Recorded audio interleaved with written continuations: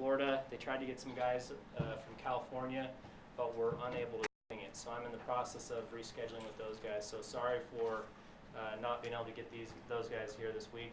But we really do appreciate Randy and his ability to come on such short notice.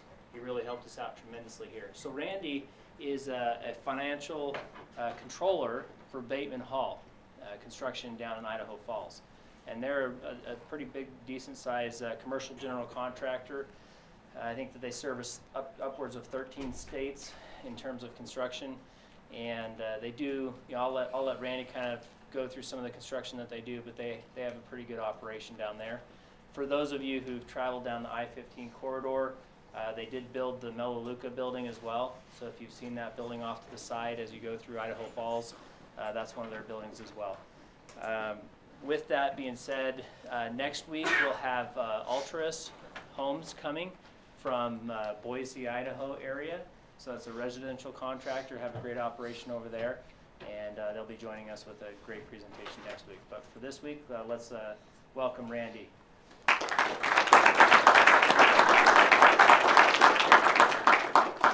How's everyone doing today? So, like you said, it's kind of short notice, so I apologize if things are a little rough. I kind of threw it together at like 6 o'clock this morning. So, like you said, my name is Randy Stanger. I'm with Bateman Hall. How many of you guys have actually heard of Bateman Hall before me actually showing up? Okay, decent amount. So like you said, we're based out of Idaho Falls. We used to have an office down in St. George also, but once the recession and stuff hit, we kind of canceled that. The main reason I think we had that office is because our owner was a big fan of golf. And so he used that as an excuse to head to St. George and surrounding areas to go golfing. So Bateman Hall, we were incorporated back in 1975, so we've been around for a little while. Specialize in commercial construction. We've done some residential back in the early years as kind of fill the gaps of when we were needing some additional revenue. So like you said, we're licensed in about 13 states. We've got Arizona, California, Colorado, Idaho, Montana, Nevada, New Mexico, Oregon, Utah, Washington, Wyoming. We've also done work in Nebraska, North Dakota, and Texas. However, we're currently not licensed. We're still certified to work in those states. We just got tired of paying the $100 fee or whatever it was every year to maintain those states because not a lot was going on. We typically we do, one thing you guys are going to learn about, does this little clicker thing work? It does. Nice. This got intense. All right, so we typically do about anywhere from 30 million to, 100 million. And one thing you guys are going to learn about construction is it's volatile. And so, there's some years where you're just going to be killing it and you're going to be like, wow, this is amazing. And then the next year, all of a sudden, things start not going well. And so hopefully, as a company, with whatever company you guys are in, or how many of you guys are looking to start your own companies? You got anyone in there that's wanting to do that? So one thing, and I hope that we can kind of take from this today, is just being able to look ahead and being able to plan for those times when things may not be going that great. And so that's one thing that Bateman Hall, I think, has done a really good job at doing, is just, even on times when things are rough, we've been able to survive throughout the entire recession. Right now, we've had upwards of over 100. Right now, we're right around 45 employees. And one of the big driving factors for that is Obamacare. And we just want to stay under 50 employees because things get a lot more complicated. So yeah, right now we've got about 45 employees, but there for a while we had a masonry crew, a concrete crew, a steel crew that we'd do our own work. Right now we've got a concrete crew and a steel crew, depending on the job. Some of our notable projects that we've done, so this is the Melaleuca building that he was talking about. So this is just kind of inside the main entry. So this is the foyer, and they've got a matching fireplace right on the other side of, straight across. You can kind of see this little clicker. That part doesn't work. Okay, good. So you got the fireplace here, which is this, and it's got a matching one on the other side. It's a pretty grand building. So that was one that we finished up just a few years ago. Rigby High School, we do a lot of stuff with schools. We've done a lot of stuff for District 91. We're currently in the helping out with, they're wanting to pass a bond coming up here shortly, and so we're helping them in the pre-design phases and pre-construction services, trying to get them ready for that as far as their estimated budgets and stuff like that. So this is Wrigley High School.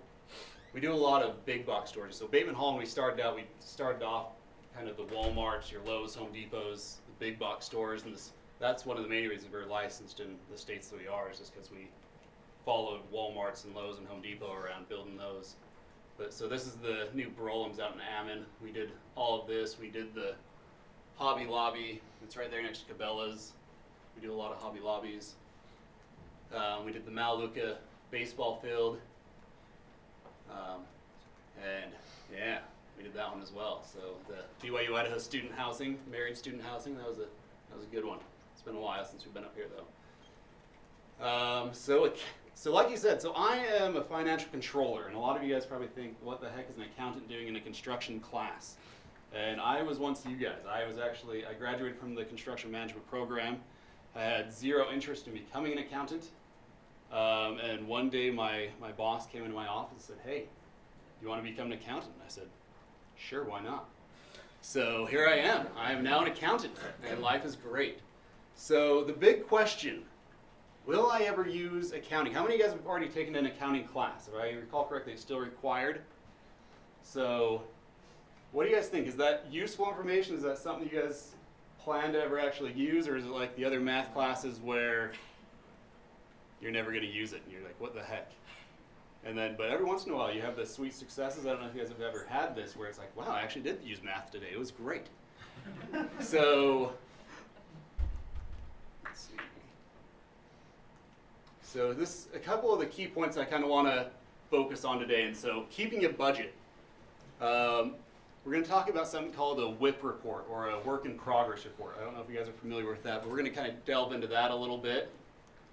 Taxes. It being tax season, how many of you guys have already done your taxes? Nice. It gets a lot more fun when you're a corporation, just for the record. A lot more complicated. So, but there's different types of taxes. I mean, there's your use, or basically what we call sales tax. We'll talk about what the difference is there. The gross receipts tax, your payroll tax, income taxes. We're not going to go really into your payroll or income. Insurance. So there's a ton of different types of insurance, and it's a broader scope than what we really have time today to talk about. But you've got general liability, auto, workers' compensation, builder's risk, professional liability, and the list kind of keeps going depending on the job itself. Estimating. How many of you guys have taken an estimating class or have interest in estimating? Accounting will come into play in your guys' life, I promise. Labor rates, burden, overhead, Davis-Bacon wages. Again, we'll kind of go into this. Subcontractor supplier payments, compliance, again with taxes. You see it kind of keeps coming up. Joint checks, lien waivers, we'll talk about that, conditional and unconditional, and pay applications, which is always good because it's fun when you're making money. So who can tell me, what is a work in progress report, or what is a WIP report? Anybody? So imagine this. So when you go to school, what's tuition nowadays? 1960. 1960. So is that what school costs, is 1960? What else goes into the cost of school? Housing, tuition, books. What else? Food. Car, gas, all of that type of stuff, right? And so, I mean, the list keeps going and going and going, insurance. And so with that, and this is essentially what a work in progress report does. And so when you build a job, or when you bid a job, you're not just bidding what the actual cost of the job is, right? So you're bidding your superintendent's time, you're bidding what our insurance is, what our taxes are, you're bidding all this different stuff. And so what a work in progress report does, and so on this little example, and so for this job, whatever it is, we'll say, so let's say you bid into the job 4.45%. And so you're hoping to make 4.45% throughout the entire job is what you bid into it. But hopefully, due to a good project manager, a good superintendent, you're going to have areas where you can pick up some additional money.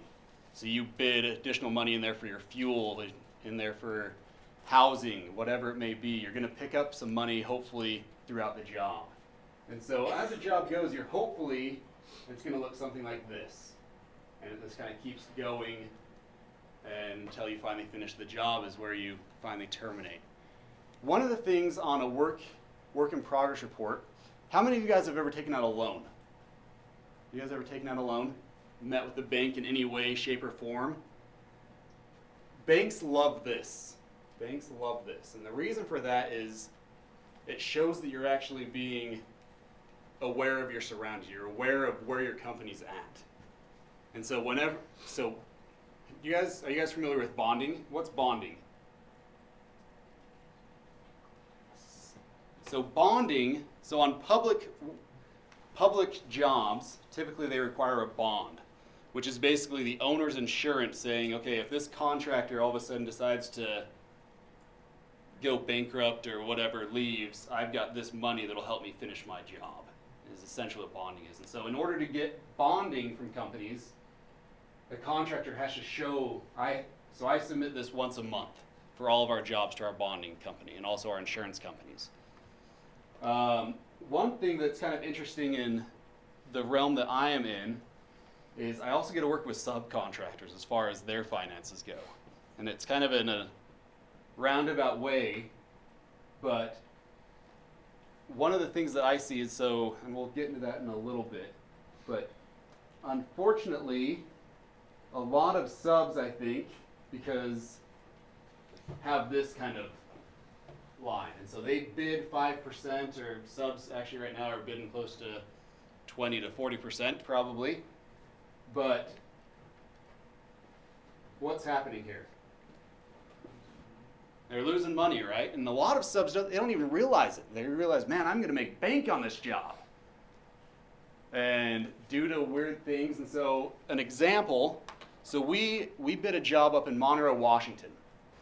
And when it was bid, so the way that Washington works, it's a gross receipts state, and that's for tax.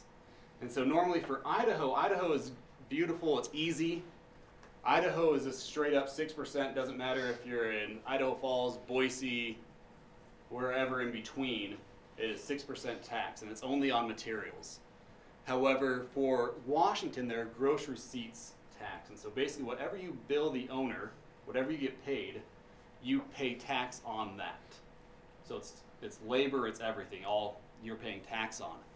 And our estimator, when he bid this job, there's a Monroe County and there's a Monroe and the city of Monroe. And when he did it, he based his estimate on the county of Monroe. And unfortunately, the city of Monroe was 1% higher tax rate. And so right off, before we even stepped foot on the job site, we lost 1% of our hope for profits.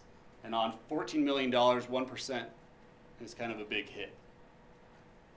And so if you're not tracking that, and so one of the things that was nice, and so right off the start, we were able to say, hey, something just happened. We're losing money. And so we were able to get in touch with our bonding company and say, hey, I know we previously said we were hoping to make this amount, but this just happened. We'll hopefully be able to absorb that in these other areas. But just so you know, as of February, we're already 0.5% lower than what we were hoping for. And whatever else happens, things can happen, whether it's, so on that job, just to kind of keep going, just to make matters even worse, it's kind of a sore subject for us, it's because it was ugly, it got ugly quick. And so on that job, so we had the taxes that hit us right off the start, and this is not even an accurate representation of that job because we would be down in here in this area if it was. But taxes hit us off the start. We had 5 different subcontractors that decided that they no longer wanted to do the job once they had started it, once we had them under contract. And it's basically up to the general contractor to find somebody else to do the work, right? And so the owner doesn't really care. He's like, you gave me a bid. You told me that it would be this amount of money, so I'm going to hold you to it. And so the general contractor, so what we did is we started bidding things out again. And this so happened to be that the next dirt worker we could find was about $1 million higher than the other one. So all of a sudden we're following them even more, and our painter and all these different things. And so, but one of the things that, even though that hurt really bad, we were able to absorb it because we started to see a trend line. And we were starting to see what was actually happening. And so we started cutting spending in other areas to try to absorb the losses that were happening there. So does that kind of make sense on what a work in progress report is and kind of how it might, what do you guys think as far as how does that apply to you? Is there any application for this in personal finances? How many of you guys have your own budget that you guys kind of keep? I am awful at it, which is funny since that's kind of my job. But yeah, so I mean, I know where I'm at, I'm cognizant of that, but even in our personal finances, we can find ourselves in this type of thing. And so if we're students, I don't know if you guys work during your off track or what it is, if kind of loans, Pell Grants, whatever it is to kind of finance things. But so say this is your budget. You guys do this all the time as far as, okay, here's what I need to go to school. And you look at different apartments. You're like, okay, well, if I stay in this apartment, it's going to cost me this much. If I stay in this apartment, it's going to cost me this much. And you kind of trend. And then same thing with all of a sudden you want to eat out at Applebee's every night, or if you want to eat ramen noodles every night. So that's kind of how a work in progress report works for you guys, is just the ability to go through and look at what your budget is and being able to forecast and say, okay, I'm either staying on this or I'm hopefully going upwards as far as you're not spending more than what you have allotted. And one of the things that bonding companies and banks don't like to see, and so when you're looking at a job, when you're trying to forecast, and as project manager, you guys will be doing this, I promise. You guys will be looking at your job and trying to figure out where you're at, what money you're spending, where are your subcontracts on time? Are you going to be having to supplement them? Do you have something that was missed during bid time? Is that going to be a big cost? So as project managers, as superintendents, you guys will be doing this, maybe not in huge detail, but you guys will be doing this. And one thing that banks and bonding companies don't like to see is they don't like to see a whole lot of this. So you want to try to, even if you know that something bad's going to happen, you're going to try to want to do it gradual. Because all of a sudden the next month maybe something good happens, then you're jumping back up. And so you're not wanting to do huge increments just because it makes it look like you don't know what the heck you're talking about. What are some examples of the things that spike your profit? Some things that So one of the things that spike it, and so the way that we bid a job, and so we look at, okay, here's our average superintendent cost. And so we'll bid that in for 10 months. And then say if due to good work and stuff like that, it only took 9 months. And so we picked up a month's worth of superintendent costs. Or flip side of that, if it took 11 months, but we only had 10 months budgeted. Or some superintendents and every company will do this a little bit differently, but the way that we do it as far as superintendent costs go is, so our company is really good as far as we try to take care of the employees that we have. And so we cover all insurance, we pay for phones, we pay gas, we pay truck. And so all of that stuff goes in and what's basically called a burden. And so the way that we do it is we have an hourly rate that we tie to all of our superintendents and also our field laborers. And so depending on how that's allocated, so with your phones and stuff like that, we have, I think we have it as $1 an hour basically for a phone, just to help offset and mitigate the cost of what we're actually paying for their cell phone. So it's a way that we have to absorb that and allocate it to the job. And so there's various different things, or say a subcontract. The biggest ones that typically pick up the most money is when you have a subcontractor that you may not be 100% comfortable with. And so what you'll typically do is you'll throw an extra 10 grand or an extra 20 grand or some kind of buffer number that says, hey, if this guy can't do the work, so say if he was 40 grand low from the other guy, but you have conversations with him, you're like, yes, I'm comfortable with my number. typically what you'll want to do is still plug some of that money in, and hopefully you don't end up spending it. Sometimes you do. That kind of makes sense? Yeah, thank you. Yeah. So budget analysis. So taxes. Taxes are fun. So a use tax, or we're all familiar with sales tax, right? So when you go to McDonald's, it says 99 cents for the whatever it is, but it never is 99 cents, right? It's $1.06. And so what use tax is, it's basically an item that you're buying from a different state, that they're not paying tax in that state. And so a sales tax on a purchase is made outside one state of residence on taxable items that will be used, stored, or consumed in one state of residence, on which no tax was collected in the state of purchase. The other one is your gross receipts tax, and that's based on the total amount of money you receive from your job or other kinds of business transactions. So who's responsible for making sure tax is paid? It's always the general. It always falls back on the general. And one interesting thing as far as Idaho goes, this is the only state that I've really seen this in. Like I said, Idaho's simple because it's straight use tax, 6% no matter where you're at. Utah, other states, every city, every county is a different tax rate. And so you have to know where you're at and what kind of tax rate they are. And also if you're going to be paying tax on just materials like a use tax, or if you're in a gross receipts tax state like Washington, Arizona, you're going to be paying a lot more tax. So you need to know that. But one thing that's interesting for Idaho. So Idaho, a couple different examples. So we did a couple Mountain America credit unions here in town. And in the state of Utah, Mountain America Credit Union, because they're a credit union, they're considered tax exempt.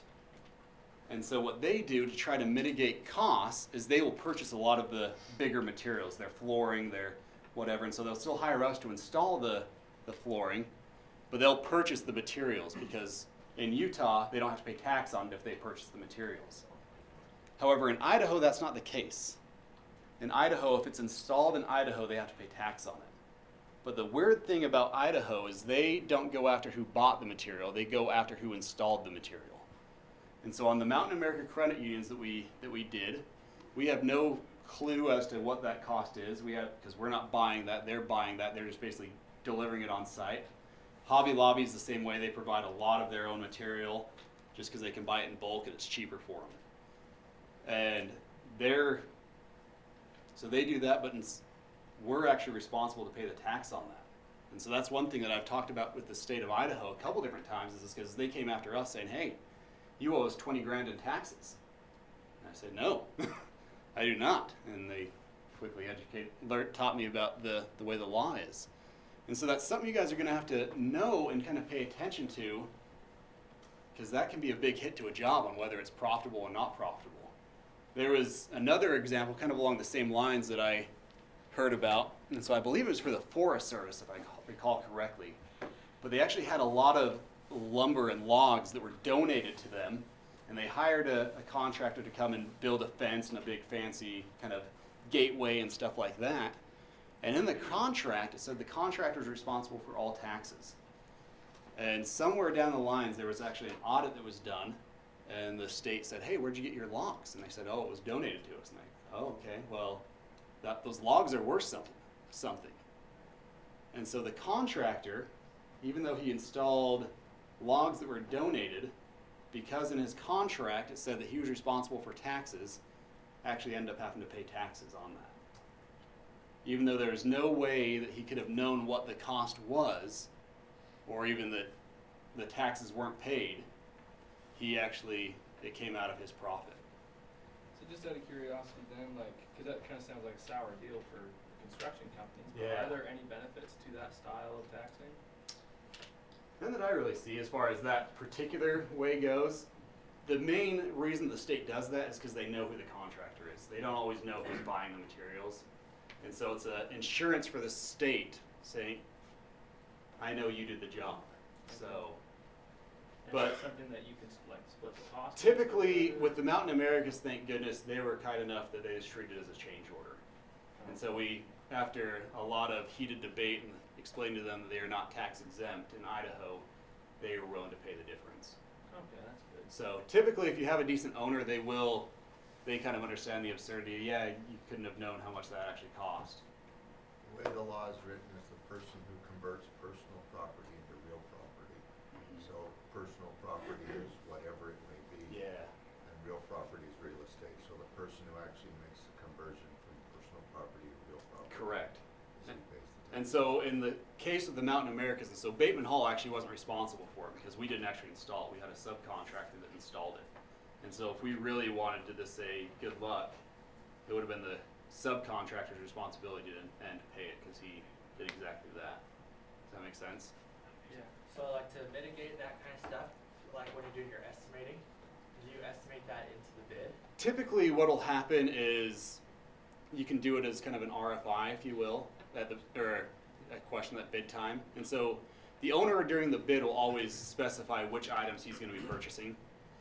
And so you can just kind of ask that as a question during bid time, saying, hey, are you going to be paying taxes for that, or is that something we got to take care of? If so, we need to know how much those materials cost so we could actually figure that in our bid.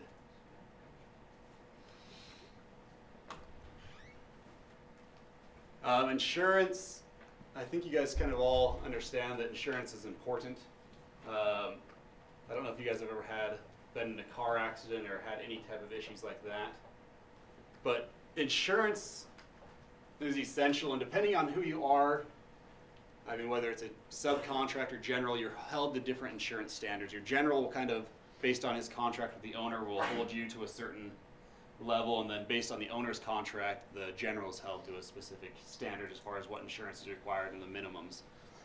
And I have seen a lot of subcontractors get in trouble because they don't have the appropriate amount of insurance. Just as far as whether it's an actual claim that hits and they end up actually going bankrupt because they don't have the insurance to absorb the cost of that hit, or whether, okay, well now we have a contract in place, we now have to up our insurance, which means that's money they didn't bid on or include in their bid, and they have to put that in their bid. So your standard insurance, no matter what you're doing, you're always going to have your general liability, auto, workers' comp. So whether you're a subcontractor, general, those are three things you're always going to have that are always going to be applicable. Some owners require a lot more insurance than what a standard general liability will cover, and so that's where your umbrella comes in. Your builder's risk is essentially that. It's just insures the building. And so during the time of construction, if anything was to happen, it goes against the builder's risk policy. And so when we were doing that Hobby Lobby in Ammon, a couple of things that were kind of interesting on that job. So that was a concrete tilt-up building. I don't know if you guys ever have seen one of those go up, but it's fascinating. So what happens is they pour concrete slab basically and then take a big crane and they stand it up, and now it's a wall. And so when you're doing that, when you're placing your concrete, you put pick points in that concrete. And then you take your crane, you hook to those pick points, stand it up, and you weld off. I've seen different ways as far as it, but most of it, what you do is you brace it in place so you get it all plumb and get it straight, get it in the spot you want. And then there's embed plates along the bottom. So you'll go through and you'll weld those, and then you'll weld each panel together. And so that way they're all connected to the bottom and then also the top. And what happened was the designer, the engineer that did all the panels that shows where the pick points are, what they had done is they just kind of did a standard pick plate for every panel, and they didn't actually take into consideration what that panel was looking like. And so there was one panel where there was I'm trying to remember exactly what it was. I think it was a scupper, and so it's where your downspout kind of comes through, and so there was a hole that we were supposed to leave out of this panel. And the pick point was actually, it was about a foot away from where the scupper was, or where that hole was. And so we got the panel in the air, and the pick point completely just pulled out of the concrete because it wasn't strong enough. It was too close to an edge. And it didn't, thank goodness it didn't hurt anyone, it didn't fall on anyone, but it fell and this shattered basically. And so that went against our builder's risk. We tried to go back to the engineer, but like you guys will notice as you guys get into the industry, nobody's responsible for anything. And so on their drawing, they said, yes, we are telling you exactly where to put this, but we are not responsible for if you put that in the spot we tell you to and it breaks. So we ended up paying the claim on that anyway, our insurance company did. So it's kind of interesting. So always, and then your professional liability, I don't know if you guys know what that is, but it's always a good thing to have in place, whether it's, I mean, it's kind of a broad insurance that covers, I mean, if you're discriminating against an employee, if you're, as a general contractor, if we tell an owner something as far as how to design a building, they can come back against our professional liability. So cost, we kind of hit on this a little bit, but who can tell me what overhead costs are? What is an overhead cost? Probably just like indirect costs, so not like direct labor, direct materials, but I mean like your dog trailer or your staff back at the main office, all the costs that your company has that aren't directly associated. Yeah, exactly. And so every single company, no matter what they are, has overhead costs. And each company will have a different way of making sure they're getting paid for those overhead costs. Because kind of like what we showed in the work in progress report, where it was the red line kind of going down. A lot of that could be, there's a lot of contractors, subcontractors that I've worked with, and Walmart, like I said, we do a lot of Walmarts. And Walmart, one thing that they actually require up front is they require you to submit and get approval for a labor rate. And what that's used for is basically anytime there's a change order, Walmart has documentation and approval saying this is the rate at which you can pay your employees. And so Walmart's probably the only company I've ever seen go take it to that extent. But I've seen this come back to haunt a lot of different companies. One of the first jobs that I did was I was helping out on a Walmart up in Eureka, California. And it was just a framer, a contractor, and he was working on a change order. What it was basically a pony wall in the photo lab, if I recall correctly. And so basically a pony wall is it's a 4-foot wall, and I want to say it was 16 feet. So it's about a 16-foot wall long and about 4 feet high. And then it just had a kind of a melamine or laminate top that was put on it. But all these guys were doing was basically just framing it.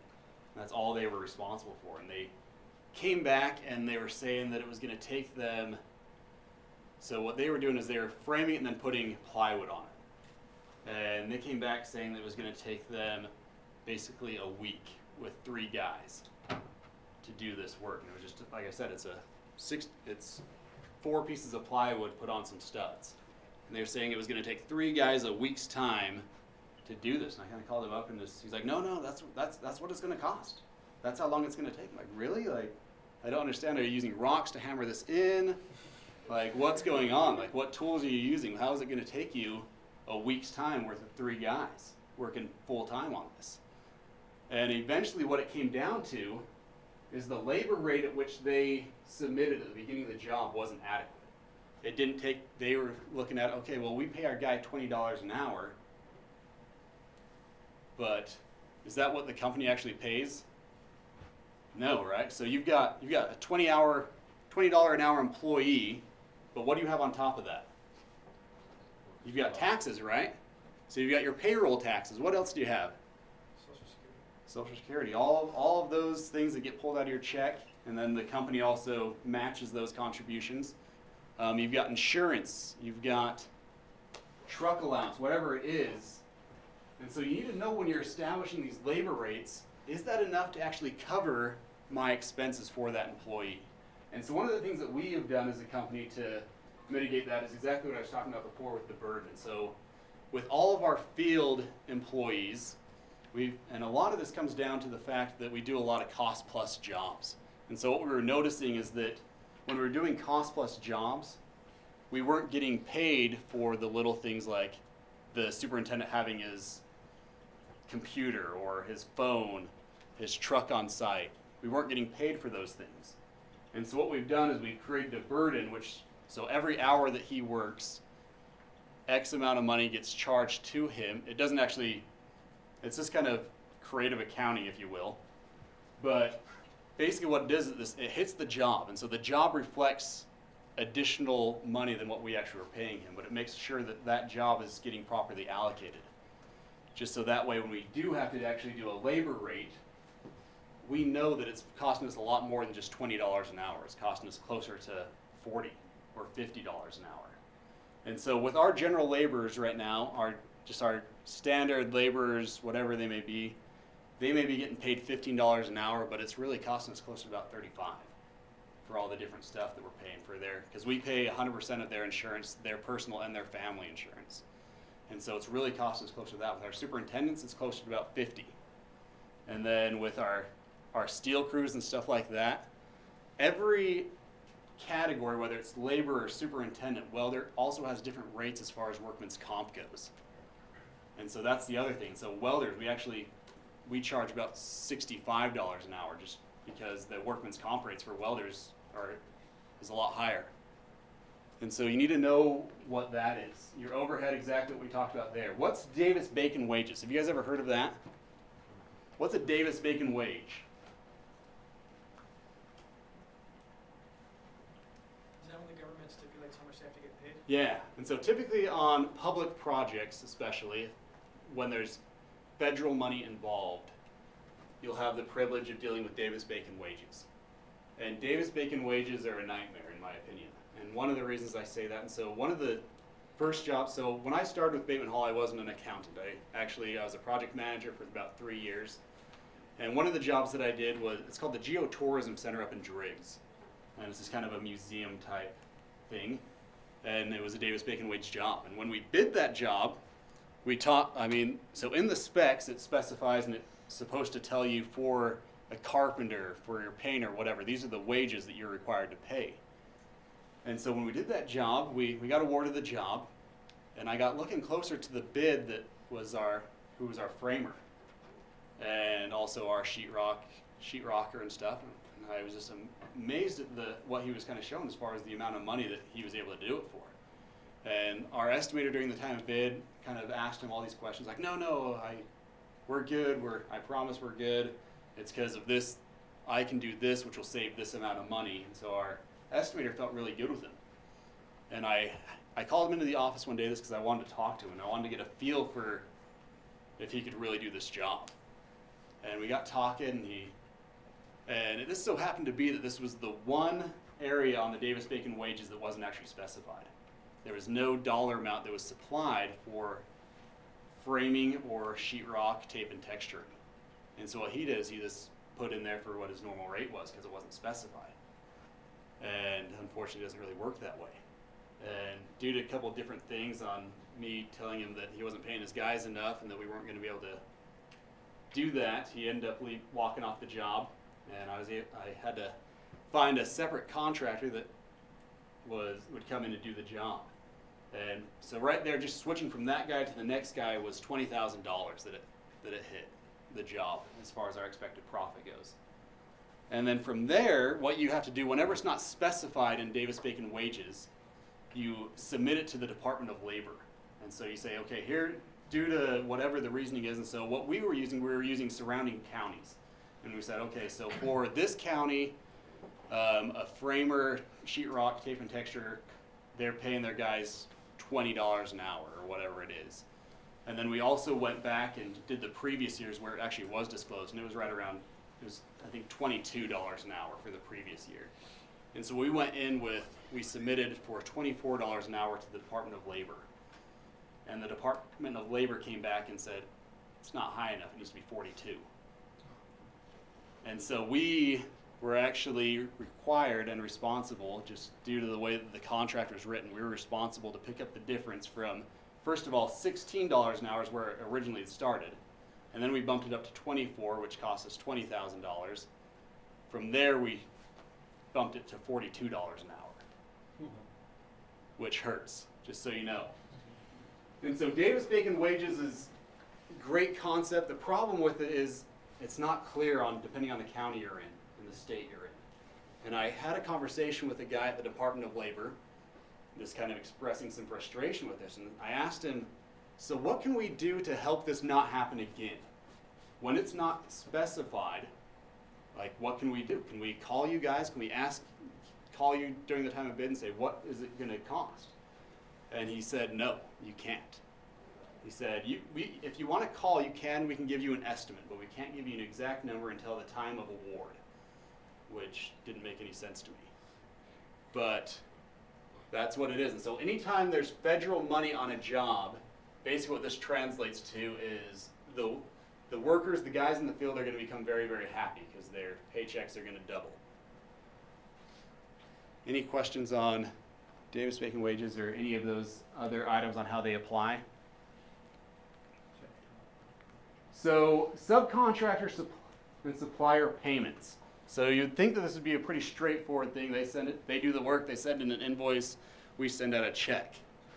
One of the things that we always check, and so let's say this is your subcontractor. And so this subcontractor has all of these, whether this is a supplier, whether these are employees, other subcontractors that are under him, they're all kind of networked together and they actually all affect the job, and we'll kind of see how that works. And so one of the first things that we always check for before we'll ever release payment to a subcontractor is, do they have a contract? Did they return our contract that we sent to them? The next one is, do they have insurance and is it adequate? The next one is, are they licensed? This is one of the things that this baffles me and confuses me on a daily basis, is we'll get a bid from someone, we'll find out, and so an example is we're doing a Smith's down in Utah. And down there it's similar to Idaho as far as it's not hard to get a contractor's license. It's more you pay $50 and you are a registered contractor in the state. But it's one of those things you have to renew on a every so often, yearly basis, 2-year basis. And I got looking at this guy and I looked him up and his license had expired 5 years ago, 5 years previous to when we were looking to award the contract. And I got talking to him, it's like, don't you realize your contracts or your license is expired? He's like, no, it's not. I've been doing work nonstop. I do all the Smiths in Utah. And we're like, well, it expired 5 years ago. And every job I'm on, I have at least one or if not multiple subcontractors whose license is expired. And I had an interesting conversation with a painter where it was a similar thing, where his license had expired 3 or 4 years ago. And he's like, I find it really interesting that when I first started in this industry, every general contractor always asked to see my license. I haven't been asked for a copy of my license in over 3 years. But that's one of the things that can get you in a lot of trouble, is if they're not licensed. And one example of this, and so in Nevada, we were doing, I can't remember what the job was, but we were in Nevada and we were working. And so in Idaho, Utah, most of the states, and so say if you have a lot of your national suppliers, what they'll do is they'll bid the entire package. So whether it's let's say doors. And so they will bid to supply the doors, but they're back in, let's say, Tennessee. And so they're not actually going to do the work, but what they're going to do is they're going to hire a local contractor to do that work under them. And so in Idaho, that's perfectly legit, that's perfectly allowed and legal. However, in Nevada, that's not. You have to have both parties would have, whoever you have your contract with, because in those cases, typically what we have is we'll have our contract with the supplier and then they're contracted with the installer. But the way it works in Nevada is whoever you're actually contracted with is required to be licensed. And so some people from the state actually showed up on the job site and they shut us down for a couple weeks while that guy got licensed. They wouldn't let us do anything, and we almost got kicked out of Nevada for having a guy that wasn't licensed, which was just a supplier. And so that's one thing, whether you're a general contractor or you're a subcontractor, it's a way to protect yourself. MSDS, we all kind of know what that is. For the Kinville, kind of should be pounding that into your heads. Suppliers. And so same thing. And so unfortunately, subcontractors don't always pay their bills. It's a fact of life. It makes me sad. But like I said, just in this example, they've got suppliers for everything. And so let's say you pay your subcontractor in full. What happens if he doesn't pay his suppliers?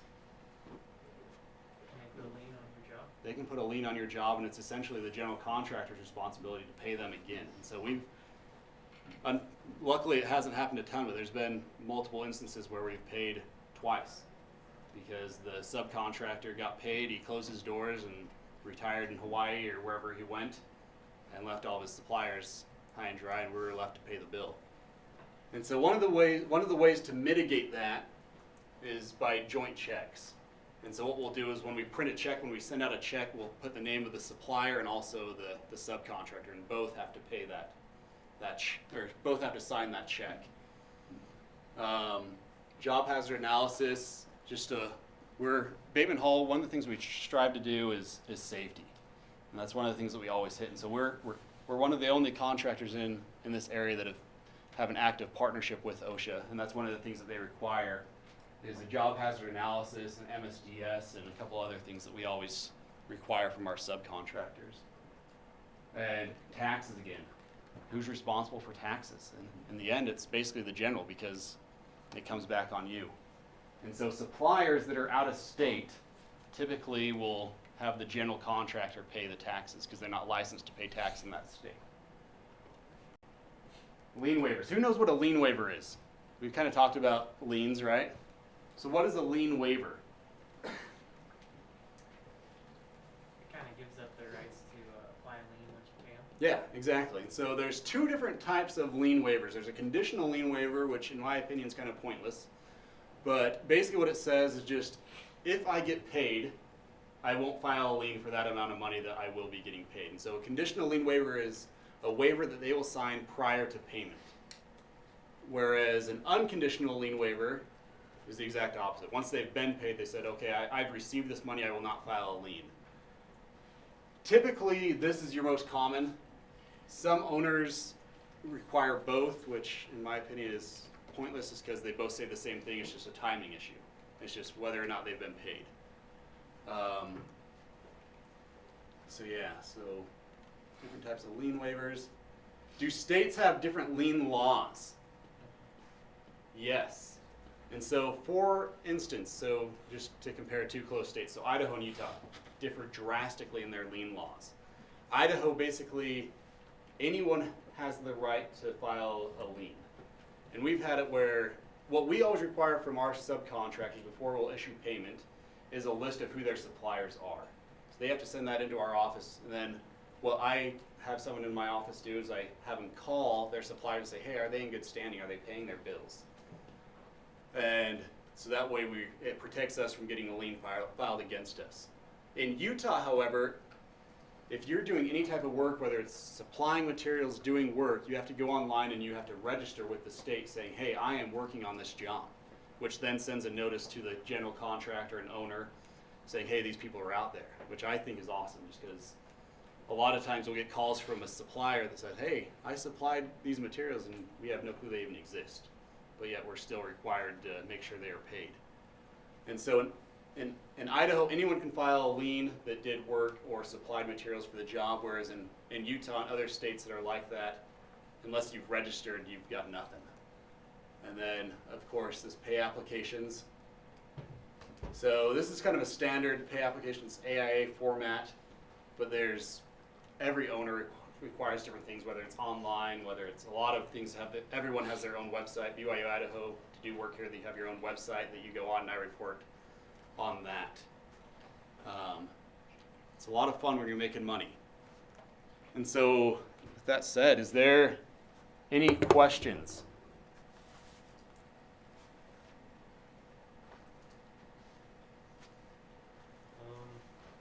I was just wondering, what are some things that you think that we can do now to help us prepare for our career? That is a great question. We had this conversation on our way back over here, me and Brother Jensen. And one of the things that I have learned more than anything since being in the field and since graduating is working with others. And one thing you'll notice, whether it's an architect, whether it's a subcontractor, whether it's an owner, everyone's a little bit different and they have different ways of communicating. And so one of the best things that I think you can work on as students is just learning how to communicate with people from all different social aspects and social circles. And also, one of the things that I think has helped me the most, and so like I said, I started out as a project manager. I started out as an assistant project manager actually, so I lied. So when I actually started with Bateman Hall, I started as an intern. I went in I first got hired at Bateman Hall. I applied for a scholarship through the AGC. And as part of the scholarship application, they actually made me interview with Bateman Hall. And they said, in order to get this scholarship, you have to interview with Bateman Hall. And so it was just a general contractor of their choosing. And so I went in and I interviewed, and I got a scholarship and I got an internship out of it. And I started in estimating. And I worked there for probably 5 months or something like that. And then started doing other things. And one of the things that has helped me throughout my career is just the ability to say yes and not be afraid. And so one time, my very, very first project that I ran by myself, one of our owners came into an office. There was 3 of us gathered there. We were all newly hired BYU-Idaho graduates. And he said, hey, who wants to help me? We just got awarded to Les Schwab, the Les Schwab there on 17th Street across from Lowe's. We just got awarded that job. And he said, who wants to help me with that? And I said, I would love to. And he said, okay, great. Here's a set of plans. Here's the specs. Go for it. And he basically turned the entire job over to me and said, if you have any questions, let me know.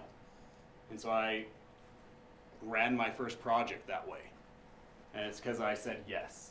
And then a few years later, I was working so from that point, so I went from an assistant project manager to a project manager because I said yes to helping out at Les Schwab. And then from that point, I was a project manager, and I did that for about 3 years. I did a lot with Brolums. I did some warehouses, some other miscellaneous things. And one day, our CFO came into my office, and I'd helped him with a couple of the work in progress reports and analysis like that on some of the jobs that I ran. He came into my office and said, hey, I want to focus more on business development. I want to go out and I want to meet with owners. I want to try to build Bateman Hall. And so I need someone that can take care of the day-to-day stuff that I normally do, all the taxes, all of the other stuff that we talked about. He said, do you want to become the financial controller for Bateman Hall? And I'm like, well, if you want to pay me to become an accountant, then I'd love to. And I've been doing that. And so the biggest thing is just don't be afraid. Don't be afraid to say yes, even though you have no clue what it means to be an accountant. Just say yes, and things work out, and you are blessed because of it. What else? Had a few more minutes. So is Bateman Hall growing? Are you set on staying below 50 employees? No. Or? And so a lot will depend on, we'll see what Trump does, because he's going to be repealing a lot of that kind of stuff, it sounds like. But if it makes financial sense, then yes, we'll grow. But at the point, most of our work is subcontracted, and then we just supervise it. And so, I mean, like I said, we've had upwards of 100 people, but right now we've been right around the 45 to 50. Just kind of depends on the job. But I mean, we're always looking for more work. Last year was a pretty decent year. We were at 56 million is what we did last year. This year should be even better than that. So. Dollars of work. Yeah, and so we've got a full year ahead of us already, and it's only March, so things are looking good in the construction industry.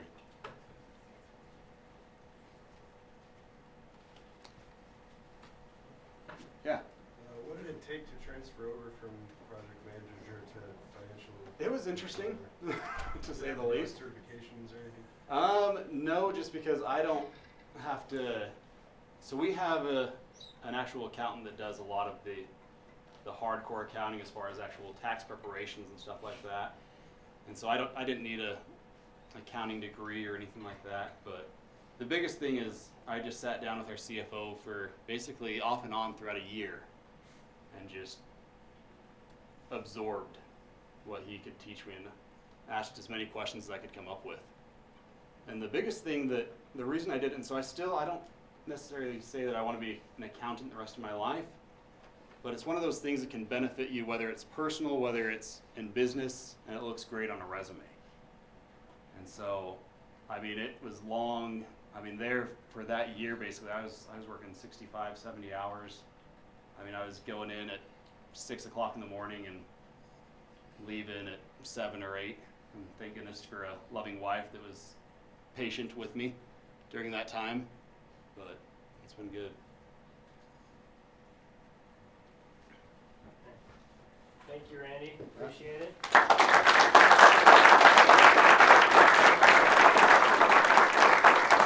sure Randy will be here for a few minutes if you want to come up and ask any other questions, just personally.